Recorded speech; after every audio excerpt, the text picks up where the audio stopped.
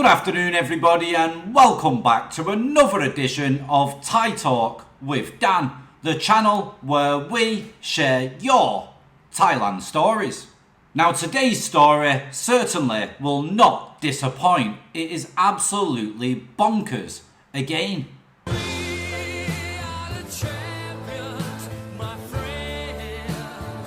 So if you're currently dating a Thai woman or you've recently got married or recently got into a relationship, then it may be worthwhile to watch this story, as this could happen to you. So without any further delay, let's get into today's Thailand story.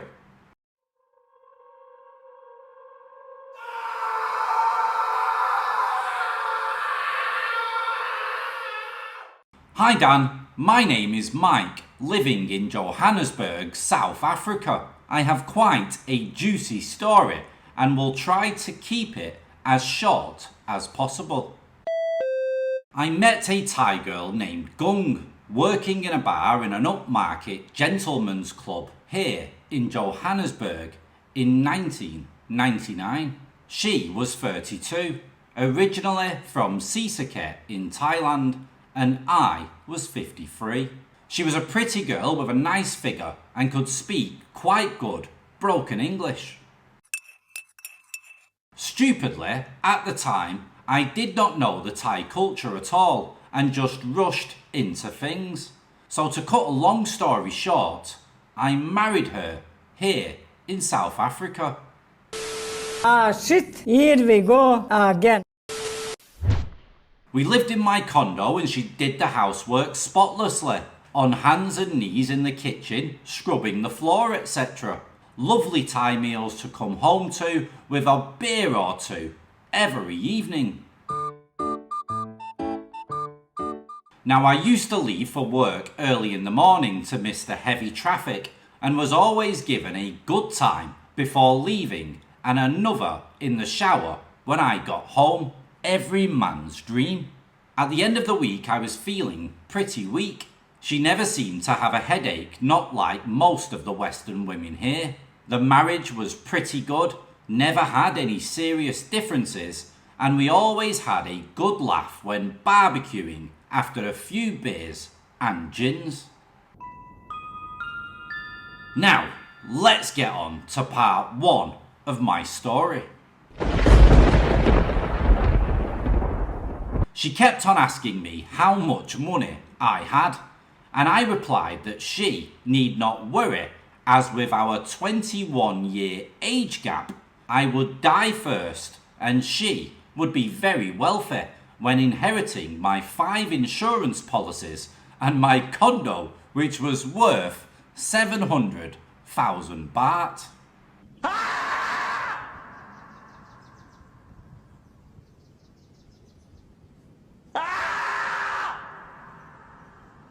Then, the telephone calls started every Sunday afternoon at 3 p.m. from her sister in Phuket. First one was she had to go home for a family meeting as they had caught the son smoking wacky baki. This meant a return ticket costing 16,000 baht. This happened 4 times in 1 year with various other reasons for family meetings. Eventually, it got too much for me, so I decided to go home with a one-way ticket, which I duly presented to her. She said, "Darling, when you come back?" And I replied, "Never." I said all the money leaves have fallen off the tree now, and now I got no more money. Well, I thought she was going to lift the ceiling with all the screaming and shouting, but I managed to keep her calm. She said she was not happy here in South Africa anyway and wanted to enroll in Ketzium Beauty School in Bangkok.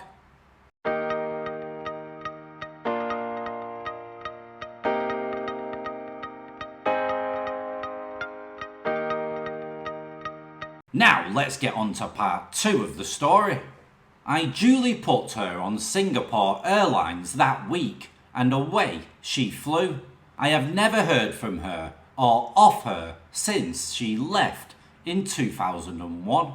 Now, the juicy part. She was sitting next to a young engineer, John, whom she befriended on the plane. She told him she had been in South Africa visiting her sister, who was married to an Australian and had just had a baby.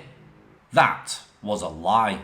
She never mentioned that she was married, and he invited her to come and stay in the company condo in Bangkok while he was on business there for 2 weeks, which she accepted. Once settled into John's condo, she asked him to enlist her in the Ketzian beauty school, as this was her ultimate goal, which he did. After a while, Gung started coming back to John's condo late at night into the early hours, smelling of smoke and slightly drunk.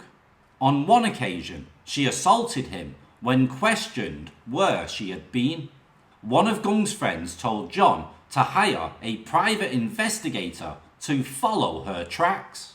The photos that came back were shocking for John. She was getting picked up at midday every day from the front gates of Ketzian Beauty School by a Thai guy in a Mercedes and taken to a condo with short-time rooms.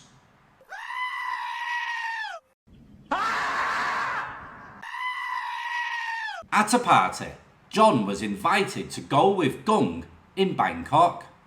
One of her male friends told John that she was married to a South African. He was shocked and headed to the South African embassy in Lumpini, Bangkok. That same day, I received a phone call from the embassy while I was at work. They were saying they were doing a survey on South Africans married to Thai people and asked if I was still married to a Thai woman as per their records, which I, of course, replied yes, but that I was also filing for a divorce. 5 minutes later, John phoned me. Obviously, he was at the embassy. He told me his story and apologised that he had been taking her out as he did not know that she was married. I accepted that and asked if he could sign an affidavit stating that, which he agreed to. I thought that this would be good ammunition for my divorce. The phone call then ended. 5 minutes later, John phoned again. He said that his conscience was worrying him and apologised profusely that he married my wife. Funnily enough, I was extremely happy and asked him if he would send me a copy of the marriage certificate. He came back to South Africa the following week and gave me the original marriage certificate. I then, of course, submitted this to my lawyer, who then filed for divorce on the grounds of bigamy. At this stage, I had no idea where my wife was to serve divorce papers on her. My lawyer then said that a divorce notice would have to be placed in any Thai newspaper for 1 day and then wait 1 month to see if she contested it. Now, I knew my wife never read the newspaper, so it would not be contested. My lawyer drew up the divorce notice. I flew over to Bangkok, placed the notice in the Bangkok Post newspaper, kept a copy for the lawyer, and had a great holiday for 1 month whilst awaiting the response. I came back to South Africa, handed in the Bangkok Post newspaper divorce notice to the High Court in Johannesburg, and the divorce was granted. So Dan, that was my Thai journey, and I learnt a huge lesson. I love all your YouTube channel movies, and especially the little movie clips you insert for a good laugh. Keep up the good work. You are 100% correct in all what you say about bar girls, freelancers, etc. It's all about the money, not the heart. All the best, regards and take care, Mike. And then Mike decides to leave us with a little bit of info about poor John. And to this end, yes, poor John eventually got divorced from our wife in Bangkok, married another Thai in Bangkok, got divorced, and then married a third Thai. Obviously, he doesn't know what a red flag is. Shame. Poor man. To this day, I have no idea where John is. Right guys, there's not really much that I can say about this story. I mean, it was a mental experience to go through. At the end of the day, he got with some kind of bar girl and he fell for her and he didn't really know who she really was. And obviously, like I always try to say to people, you are still a customer and she's just going to get bigger and better things from her customer, i.e. her new husband. And then she decides that she wants another one and she gets another one because she wants to increase her customer base and get as much money as possible. However, I may be wrong. I might be wrong. What do you guys think? Let everybody know down in the comments below. And if you've got your own Thailand true story that you wish to share on the channel in order to help people or wake people up, then please send your email to thaitalkwithdan@gmail.com. Hope everybody is safe and well. Take care of yourselves and ciao for now. Bye bye.